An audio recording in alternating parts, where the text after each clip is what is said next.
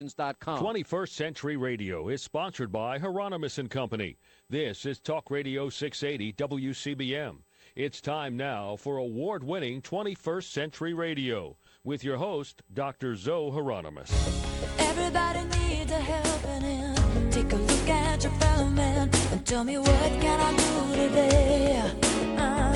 'Cause everybody needs a helping out. If that ain't what it's all about, tell me what can I do? What can I do today? Welcome to 21st Century Radio. I'm Dr. Zohara Hieronymus. Laura Kortner is our executive producer, and Anita Brockington runs our board. Joining us this hour is a many decades-long visitor to 21st Century Radio, Dr. Raymond Moody, who in 1975 coined the term the near-death experience as recounted in his book, Life After Life. With both a Ph.D. in philosophy and an M.D., Moody says of his own life, "I had a strong interest, quote, in how medical realities intersect with the ineffable realm of philosophy. In my multiple roles as author, professor, public speaker, and grief counselor, I've heard thousands of accounts of near-death, shared death, and after-death experiences. I never expected," he continues to say, "that my interest in the afterlife would become such a focus of my life's work." Unquote. And to that point, with a graduate student he mentored, Lisa Smartt, who has joined us earlier on 21st Century Radio together have founded the University of Heaven. I hope you'll stay with us this hour for a wonderful introduction to this new global resource, an online platform that guides and aids anyone in the study of the afterlife, the preparation and process of dying, hospice, grief, shared experience, and the radiant love that can accompany our body's death, often leading to spiritually and physically felt communications and reunions. Thank you for joining us, Ray and Lisa. Thank you so much, Zoe. It's always, as you know, great to hear from you, and please tell Bob hello for me. Absolutely. You know, when I went through your website and looked at all the amazing opportunities for the public, and I kind of felt like I was almost at an ancient class from heaven, transported to Earth. How did other cultures attend to the dying process that maybe your university is now going to do? Well, that's a very interesting question. And I think probably you and Bob know more than I do about comparative religion, but I am not so good at that part. But what I have found as I have gone all over the world is that, surprisingly, people have the same kind of near-death experiences all over. Mm-hmm. So basically, when I was in medical school, as you know, I was a philosopher of language before I went to medical school, and I had studied the different patterns of nonsensical language, like the deliberate nonsense, like Lewis Carroll and Dr. Seuss and right. so on. And so what I had noticed was that the critically ill patients or patients with various kind of disorders would sometimes lapse into talking nonsense. But when they did, that the patterns of nonsense they talked were identical to those that Dr. Seuss and Lewis Carroll and Shel Silverstein, one of my favorites, had made up deliberately. So this has been a continuing interest for me, as you know, and especially I had a lot of terminally ill patients because I think because I had a previous interest in death and dying and had interviewed patients with near-death experiences. When I went on the wards as a medical student, my attendings would generally assign me the very, very sick patients who right. were terminally ill. And so as sad as it was, some of the things, it was nonetheless a wonderful experience to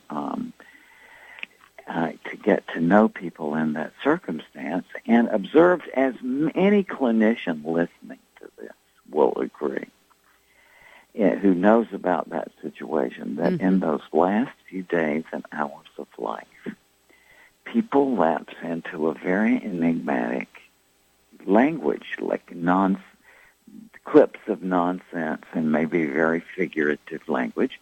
And so some years ago, I was giving a lecture on this, and to a university class, and there was my wonderful friend and colleague, Lisa Smartt, who was a linguist from the University of California, and her father had recently been in that very circumstance, and where in those last few days he was talking very enigmatically, and she had recorded that, so she now has done a wonderful book, as you know,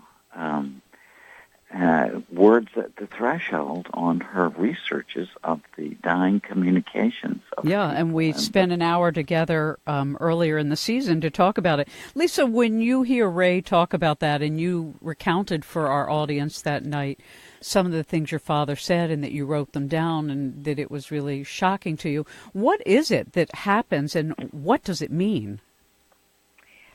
Great question. First I want to go back to what you had mentioned about what we know about death and dying around the world. I mean, that's a huge question, but I'll answer with little bits of answers. Yeah, please. First of all, what Raymond has taught me so much about, that will go back to the question you've asked, is ancient Greece. Right. We think that a lot of our discussions now are so cutting edge and so new, but really many of the revelations that we now are building upon were made in ancient Greece, and Raymond can speak later in more detail about that. So I just want to go back to your question, because it's such an exciting question to me. As long as we've been alive, we've been dying, right? So you got a point there. And then the thing that's been very exciting in working with Raymond and looking at the final words of people, in the last 6 months now, I'm getting samples from around the globe. Wow, from that's other lovely. languages. And we're beginning to see patterns in different languages. For example, I just got something from someone from Punjabi, and her father started talking about a plane and travel. And this is a very common metaphor. And I'm seeing now from people in Japan and China these similarities, these universal qualities. So of going on a journey. I mean, I remember that over the years of hearing that. Mm-hmm. And so, again, we're all human, and birth and death are probably the most quintessentially universal qualities of being human beings. So I just wanted to address that question. Well, I bet you that there will be patterns that are universal in dying words all over the world, too. Zoe, you probably read in college Plato's Phaedo. Remember the scene where... I hate to disappoint you. I read it on my own. I dropped out of college. Bad girl. Okay. But I did happen to come across it at some point in my journeys. Yeah, and you remember, like, it begins with Socrates, is when his friends come into the prison on the day that he's to be executed, he talks about, they ask him, what's this we hear about you've been writing songs in prison? And between the lines, what that means was that Socrates and the other dialogues had always been very down on music and poetry and song. You say, mere entertainers, he called them. Mm-hmm. But now they're thinking, well, maybe he's cracking under the strain, right, that he's suddenly fancying himself a songwriter. But no, he says, no, actually I'm doing it in obedience to dreams and visions that tell me to pursue music. Mm-hmm. And so I remember that scene very vividly when I was 18 years old and read it. And then 12 years later in my surgery rotation in medical school saw that very thing. An elderly woman reciting poetry and subsequently I just have heard hundreds and hundreds of these. But do you think the point is that go ahead. There are these patterns that, for reasons unknown, sometimes people on the verge of death sing or recite poetry, even if, according to their relatives, there never was any history of interest in that dimension of life at all. Do you think that, I mean, there's so much discussion from psychology over the centuries, and particularly in more recent decades, about the collective unconscious, which Carl Jung and others, were able to tap into and try to talk to us about using. And it seems from what you two have described over the hours we've spent is that people move more into their right hemisphere, out of the more logical, linear. And maybe that is actually a quality of the collective consciousness. We're always talking about the unconscious, but I think there's a superconsciousness that we don't often talk about. And it seems to be, I mean, my guess, it's sort of like a little hunch of my own, that it's one of these things that shows the unitary mind, or the way in which all minds access the same pool. So I tell you the truth, I've been on that same theme just recently here because, the older you get, the more this mystery of life deepens. So, it's so hard to describe that spot of personal, acutely conscious personal self-identity that you sort of think of as yourself. Mm-hmm. And, I didn't really have any particular religious background. I mean, my family per se, although and what little I had from friends was not oriented toward an afterlife. It was more about kindness and asking lots of questions and things. And so this idea of an afterlife is still very counterintuitive to me, but I think that we are now in the point where we can really open up on this in a genuinely rational, rigorous way. And so that's what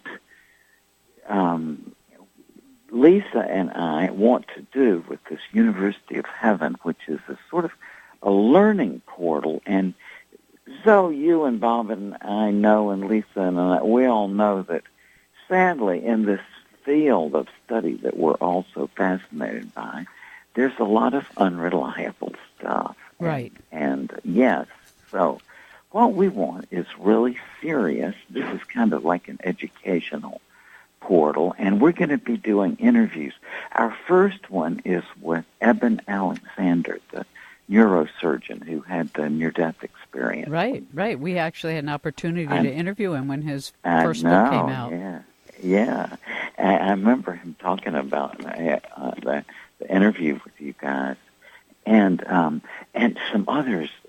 So I don't know if you know about Jeffrey Olson in Utah, who was a graphic artist who was in this horrific car crash in which his wife was killed instantly, and he lost his leg in the process, and one child, I think another child lived, but one of the children, and but he survived and had a profound near-death experience.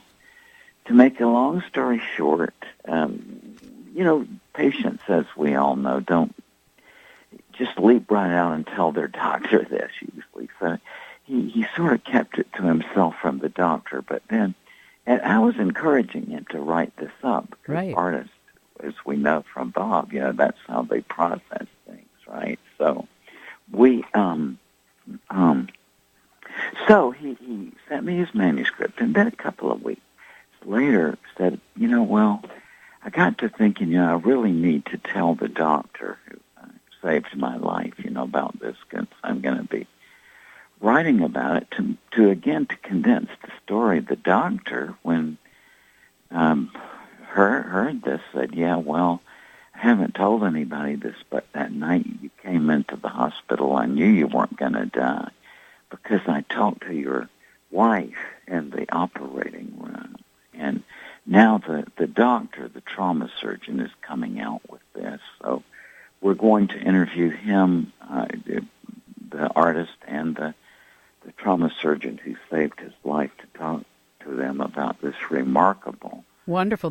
Wasn't that when his wife talked to the surgeon and said, Yeah. my husband said, don't abandon him. He's not going to die. They thought he had already died on the operating table, as I recall, right?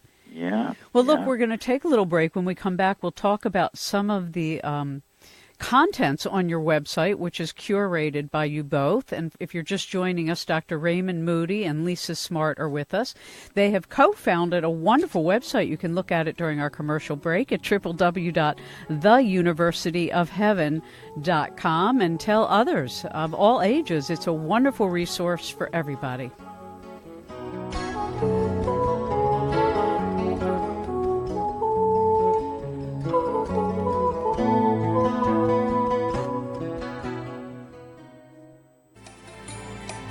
Hello, this is Dr. Eben Alexander, author of Proof of Heaven and The Map of Heaven.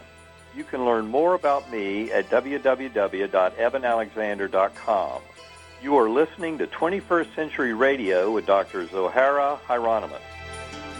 Welcome back to 21st Century Radio. Dr. Raymond Moody and Lisa Smartt are online with us. Their new online university of courses and resources is entitled theuniversityofheaven.com, and they will describe for us some of the resources about near-death, shared death, after-death experiences. And they have a lot of resources, lists of organizations. Different presenters are going to rotate through as they curate the site. So why don't we talk about, maybe Lisa, I can start with you because, it's a lot to bring all of these amazing resources together from all over the nation, if not the world. How do you go about selecting some of those? Oh, that's a great question. Well, first, it's such an honor to be doing this with Raymond. And Raymond has so many connections. There are people like me who are his protégés, and he is so generous a person. There are so many careers like Eben's that Raymond has midwifed or supported. And there are people who want to be a part of this as a way to offer a tribute to Raymond. Mm-hmm. I mean, it's been about 50 years of research into this field. He coined the term, and he really opened the door for so many of us to do this research. So it's, I think the first wave of people are people who've worked closely with Raymond and are really excited to be a part of it. Well, I have to just step in here for 1 second and say the caliber of your presenters so far. I mean, that's the beauty of somebody who's been in a field their whole career and now turns around to, share it back with the world, younger people, older people, people who haven't benefited by all of this extraordinary work. So I'm grateful for the audience that may not yet know what's in store for them. It's a beautiful thing, the University of Heaven. Thank you. And it's such an honor for me to be a part of it. And what's been so thrilling for me is as I'm helping coordinate it and I'm speaking to people, not one person has had any reticence. People have just wanted to, again, be involved to honor Raymond's work. And we also are working with someone named Tricia Barker who is just in the process of getting a book published called Angels in the OR. And she is more in touch with the younger near-death experiencers and researchers. So she'll be doing a summit, or we'll be doing a summit together in June of people who are just coming into the field. And Raymond and I both feel really strongly we want to support them and give them a forum. And, when you ask how do we select people, as I said, the first wave obviously are people who have been connected closely with Raymond's work over the years. And, I think that's going to be the first determining factor. But in time, people will just present proposals, I think very much kind of like conferences. Yeah. These first, probably the first year and a half will be people who have really been close colleagues and associates. Well, and I'd like to say, one of the beauties of what you're putting up on your website already are the numbers of resources. And I think it's really important to talk for a bit about some of just sort of the true tools that are available for people who have somebody in their family or who themselves, are concerned about their own dying process, is that there are tools there for hospice, for grieving, for conscious aging. Let's start there. I mean, while we talk about dying, we can also talk about living. Absolutely, yes. And, as I began to look at the resources, I was absolutely blown away by how many were available. And I had to weed things out, which broke my heart because there were so many of them. And I'll start adding things back in the next few months. But there are just, we're living in a very remarkable time now because people are beginning to look at, death and dying and aging with much more open eyes and open hearts. So I'm glad you felt that way about the resources, and that's something we feel really strongly about. Is we want to give people a lot of support because these are areas. And that need a lot of support. we're also planning a lot of courses eventually. There's several on the way. One is entitled "God is Bigger Than the Bible." It's really essentially I have put together my thoughts about God for the last, maybe about 10 years or so. I've been doing it, and so Lisa and her husband were kind enough to set up a taping of the whole program, and so we're going to have a very nice intern who works with us, who's weaving that into a program, and we're going to have a program on grief because I have really de facto been a grief counselor since about 1970 when people began to ask me about these near-death experiences from the point of view of, but they looked at them as comfort for the loss of a loved one. Mm-hmm. And so I've put together again under the auspices of Lisa and her husband a brief guide to grief. So we will have quite a bit of programming on the University of Heaven website, and we're just really looking forward to it because I love teaching. And speaking of aging, at 74, I'm finished with this traveling stuff, right? And so, but I love to teach. So this is getting to where it's almost interactive now, and we can have direct questions from our students and so on. So really looking forward to this. Honestly, this is the most exciting project I've ever been involved with. That's wonderful. I know for years you've imagined this forum, where, as you've put it, leading edge researchers and thinkers could share their investigations.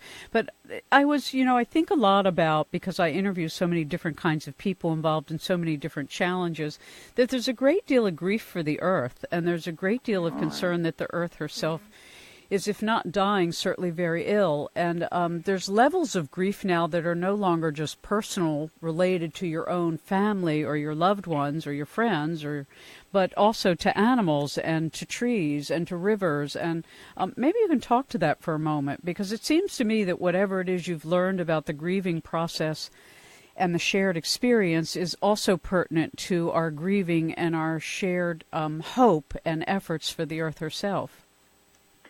So that is brilliant. I have never thought of that, except that now that you say it, I have felt it.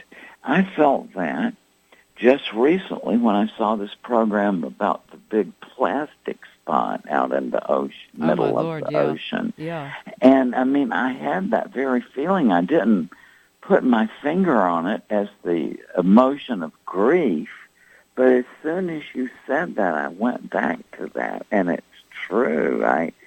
And then it spreads out to your kids, because you realize that your children and grandchildren are going to be affected by that so deeply. And that's a very brilliant point. Well, and the advantage, though, that your University of Heaven offers people, though, is even the shared experience.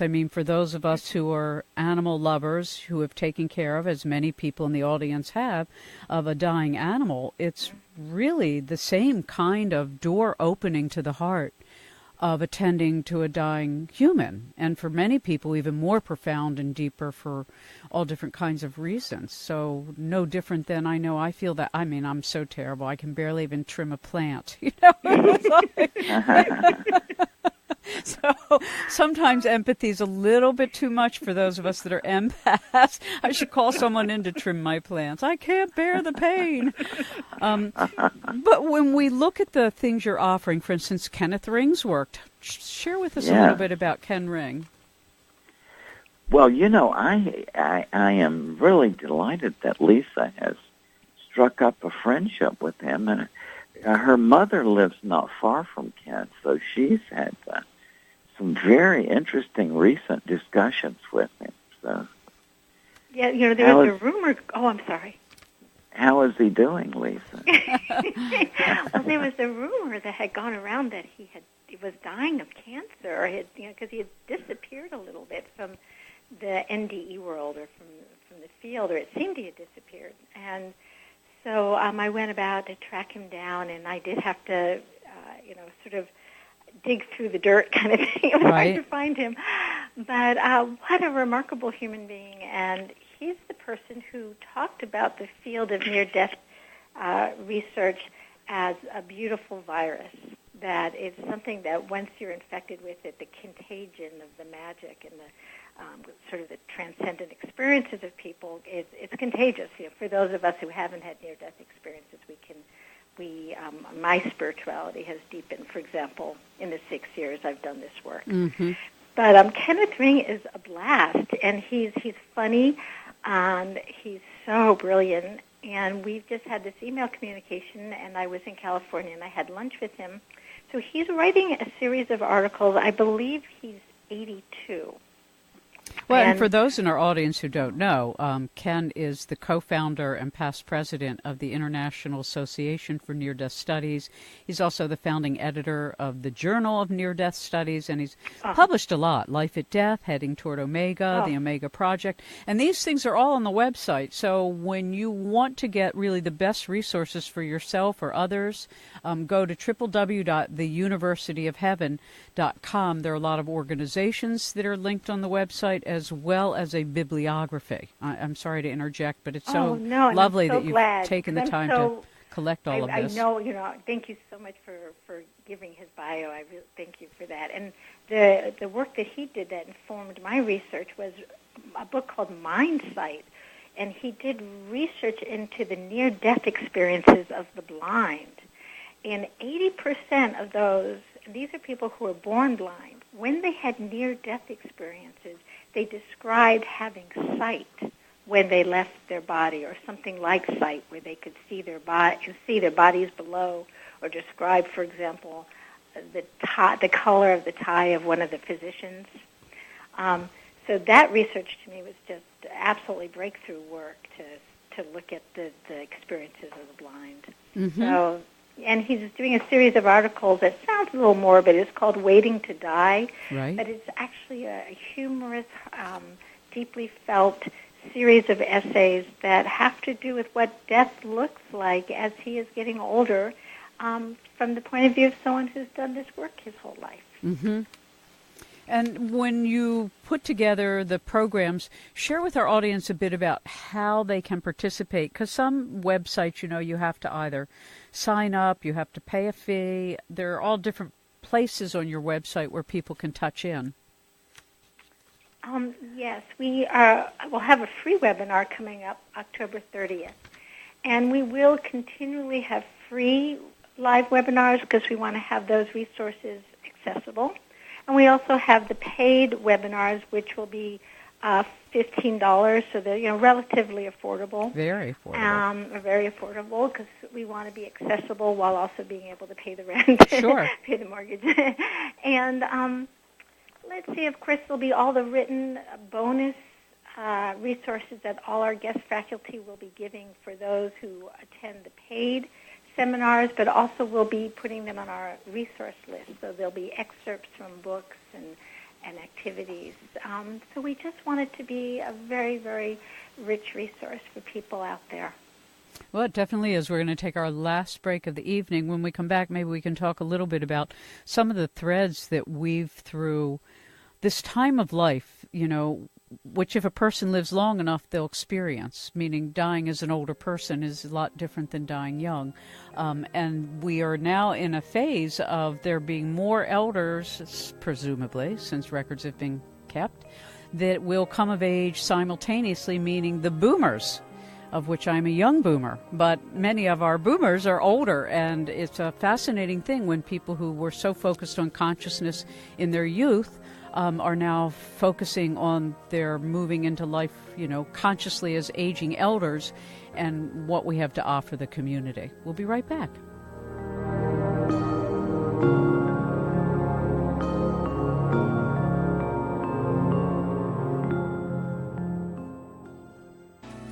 Hello, this is Dr. Joseph Gallenberger, the author of Heaven is for Healing, A Soul's Journey After Suicide. I have many meditation CDs that help one heal and move into full expression of happiness and power. You can learn more about us at www.syncreation.com. That's SYNCCREATION.com. You're listening to 21st Century Radio with Dr. Zohara Hieronymus.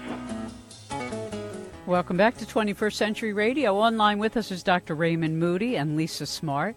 They are co-founders of the University of Heaven. You can find them online at www.theuniversityofheaven.com. It's an online program of courses and resources about near-death, shared death, and after-death experiences, among other things such as grief and counseling and conscious aging and conscious dying. When you look at all of these various topics, and it's quite broad, I was interested to see, and I didn't realize that this was happening, that there's now a person called a death doula. Generally, we think of the doulas as a birthing doula who works with midwives and the expectant mother. Talk to us about this addition to the death and dying community process. You want to address that, Raymond? Well, I haven't really. I've heard a little bit about that, but maybe it's a new name. But don't you think that profession has always been around? Really, I mean, in the sense that. Even the ancient Greek philosophers, though, that was part of their role, was to be grief counselors, and they would have various sort of arguments to console people in the face of death, or to give them some sort of reassurance that there was an afterlife. So that sort of role has always been around, and in the various shamanic cultures, there were the psychopomps who would guide the, if there would be a tribe member who was, anxious about the prospect of dying or whatever, the psychopomp shaman would be there to, in effect, join up empathically with the dying person's near-death experience and escort the dying person over to the other side, and that absolutely happens. It's I have many cases over the years of people who told me that as they were there with a loved one or a friend, or sometimes even a patient they didn't know, that they would have an experience in which they felt like that they stepped over to the other side with the dying person. Yeah, the shared near death. And when right. when you, having looked at the literature and having had your own, full life experiences, would you agree that it's right to say that nobody should die alone? I mean, that if we have an opportunity, even if it's a stranger and we're in a situation, to stay with somebody while they die? As long as that's what they want. Uh-huh. It's just like, it's so variable. People are amazing. And they get even more amazing in the dying process, actually. And so there's all kinds of different combinations. I know that my dad was holding on and on and on and on and on, and my mother never left his side. She had a cot there by the bedside. But finally, one day, after after, this went on for a long time, and my brothers and sisters and I prevailed on her to go out to lunch for a few minutes. And, of course, as soon as she walked out the door, my dad turned over and died because, he just didn't want to subject her to that. Mm. And so, but it's so variable, I think. Mm. And also, as you've reported in others, it's also the vitality of the living will sometimes, sort of keep a hook in the person who's trying to pass on, and the grief they know that their loved one is feeling, as you just articulated, is why so many people, when a family member leaves a hospital room for an hour to go home or shower, and then their parent dies or somebody they love, and then people feel guilty. But what you're describing is very common in the literature of it, in the end, that sometimes the only way to let somebody go is to really let them go. Yes, and it's just so amazing. I mean, even if they're in a comatose state and haven't been responsive for a long period of time, it's you can sort of tell the family. It's like when the family asks, "Well, why are they still holding on like this?" You can say to the family that somebody should go in there and reassure that even though the person seems to be comatose, right, you just go and you say, "Yeah, it's all right for you to go on now," and they just, they go.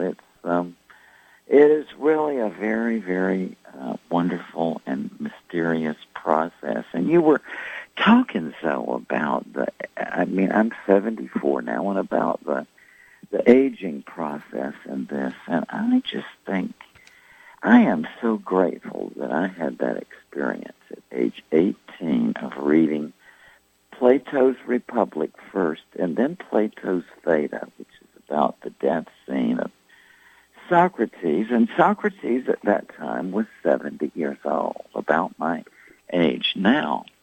And in that dialogue, it captures so beautifully how you feel about death when you're my age, if you have spent your life thinking about it.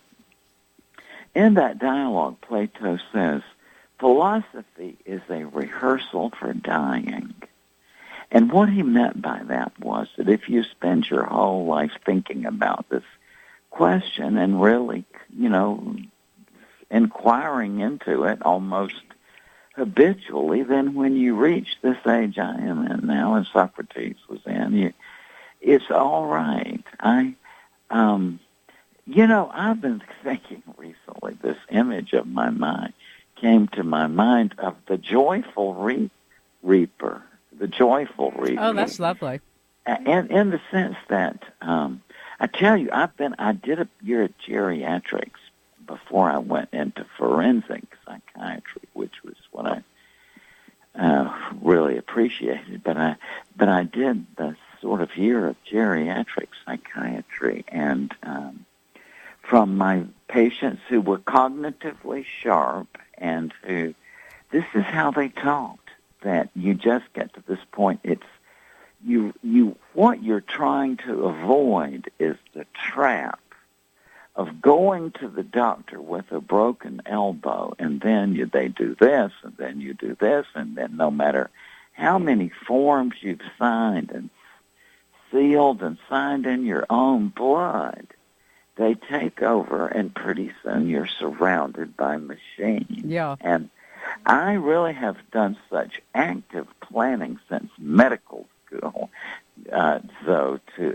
to avoid this in any possible way. I just don't want my kids' last memories of me to be the 3 or whatever years in a nursing home. Now, other people have different. I understand. I'm not proposing for anybody else, but this is my attitude. I want to.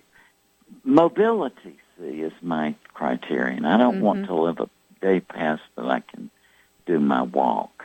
But everybody has a different take on it, but this is mine. I think that, to my utter astonishment, there is an afterlife. I never would have guessed, and but it is. I give up. I finally, Well, one of the funny, Raymond's got a great sense of humor, and one of the funniest things that Raymond said to me in the years I've known him, he went out to Santa Cruz to teach for a quarter, Santa Cruz, California, and right. I said, well, how are you doing out there, Raymond? He said, well, pretty good, but everybody out here has tattoos. Everybody, young people, old people, everyone's got a tattoo. So I think it's time for me to get a tattoo. And I said, well, great, Raymond. What's it going to say? And he said, do not resuscitate. And but I think that's part of, what this is also what we see in Ken Ring's essays, is that when you've done this research and you've done this kind of thinking, as Raymond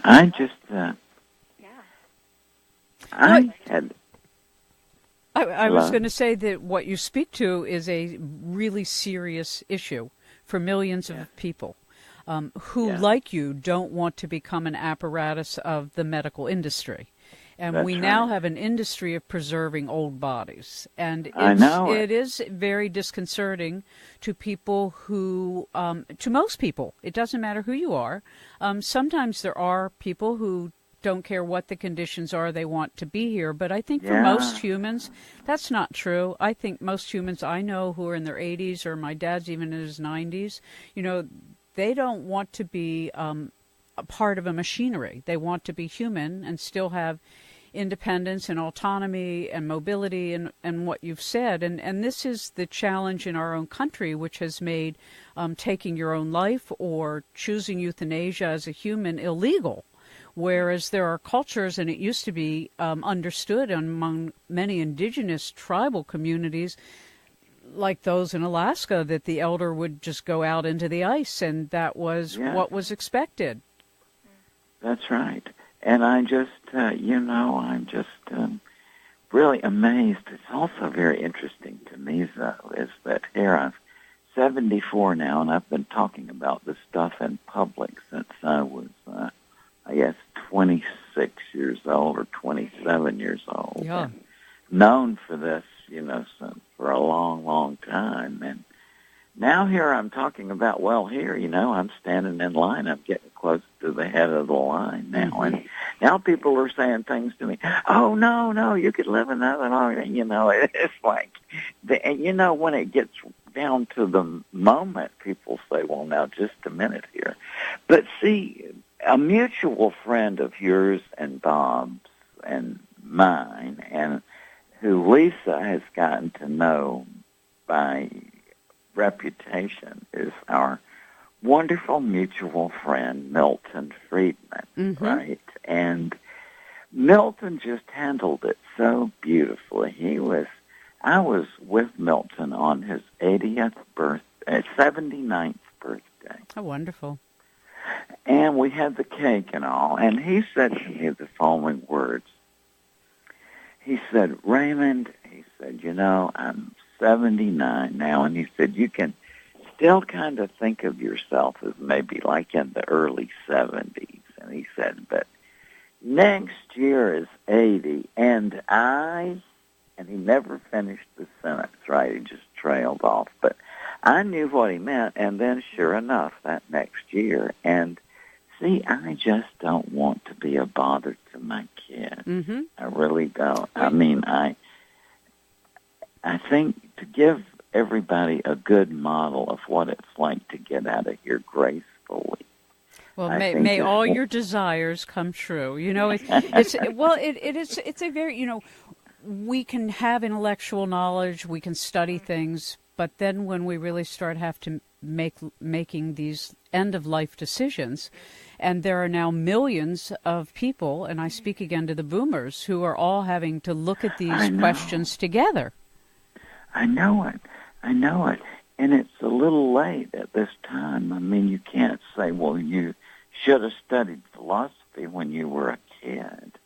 But I think you probably noticed this too, though, with your audience as it is. It's like Plato had observed that no matter what they studied, if they'd been totally preoccupied by their business or whatever, that people, as I've observed it, around the age of 50 or 60, that they just naturally, almost like it's inbuilt, develop an interest in philosophy and these big spiritual questions. Yeah, well, I had this insight myself recently, which is certainly not new, but it was good for me to say it, which is that I think, up until our 60s, we're kind of like the sun.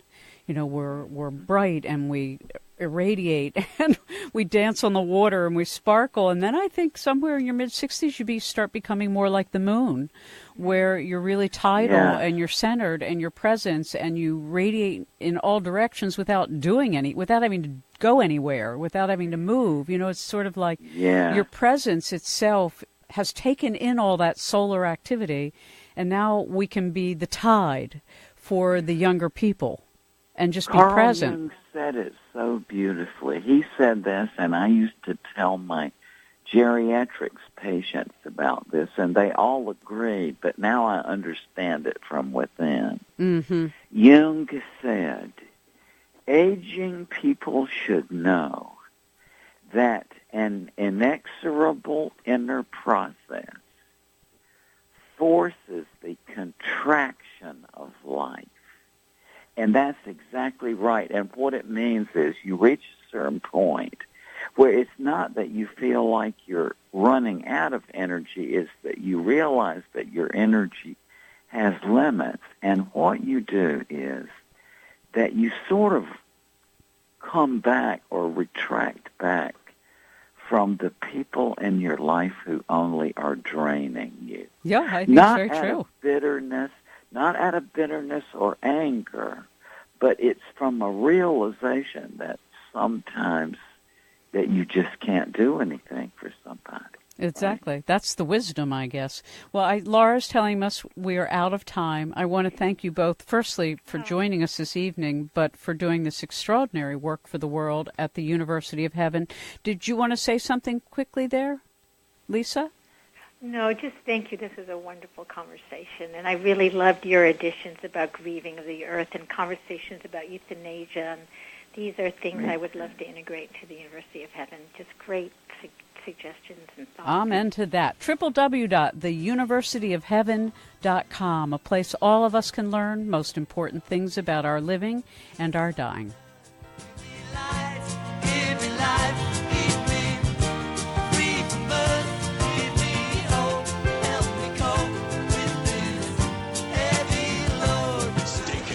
Stimulating talk and breaking news on Talk Radio 680 WCBM, Baltimore, and WCBM.com.